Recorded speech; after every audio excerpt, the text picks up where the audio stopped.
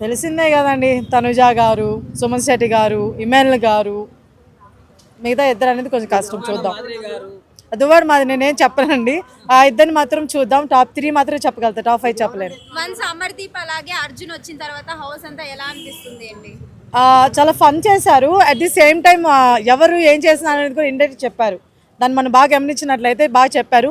తనుజాను కూడా అడిగారు అనమాట. ఇమానుయల్కి తనుజ గొడవ పడింది కదా, దాని గురించి కూడా ఇండైరెక్ట్గా అడిగారు. సో తెలుసుకున్నారు, మంచిగానే ఇన్ఫర్మేషన్ పాస్ చేస్తున్నారు. లాస్ట్ సీజన్లో అలా ఏం పాస్ చేయలేదు, ఈ సీజన్లో బాగానే పాస్ చేస్తున్నారు. బయట ఏం జరుగుతుంది ఏంటి, ఎలా ఉండాలనేది పాస్ చేస్తున్నారు. ఓకే, తనుజ గారు గేమ్ లో అయిపోయింది అనుకోవచ్చా ఈ మధ్య కాలంలో? లేదు, తను బాగా ఆడుతుంది. బన్నీ గారు వెళ్ళిన తర్వాతనే మంచి ఫైర్ అవుతుంది తను. సో ఇప్పుడే కొంచెం ఇంకా గేమ్ పరంగా కానీ లేకపోతే ఒకరిని మాట్లాడడం కానీ జెన్యున్గా ఉంది, చాలా జెన్యున్గా ఉంది ఇప్పుడు తనుజ అండి. బయట పోలింగ్ చూసుకున్నా సరే, ఎక్కడ చూసుకున్నా తనుజ ఉంది. బట్ చూద్దాం.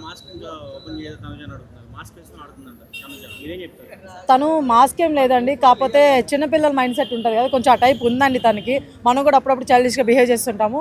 సో ఆ టైప్ వల్ల చూసే వాళ్ళకి అలా కనిపిస్తుందేమో కానీ తను చాలా జెన్యున్గానే ఆడుతుంది. తను అంటే ఇమ్మానుయల్ గారికి ఉండొచ్చు, సుమన్ శెట్టి గారికి కూడా ఉంది, కానీ వీళ్ళిద్దరి కంటే కూడా తనుజ గారికి ఎక్కువ ఉంది. సో అది చూడాలి. ఓకే.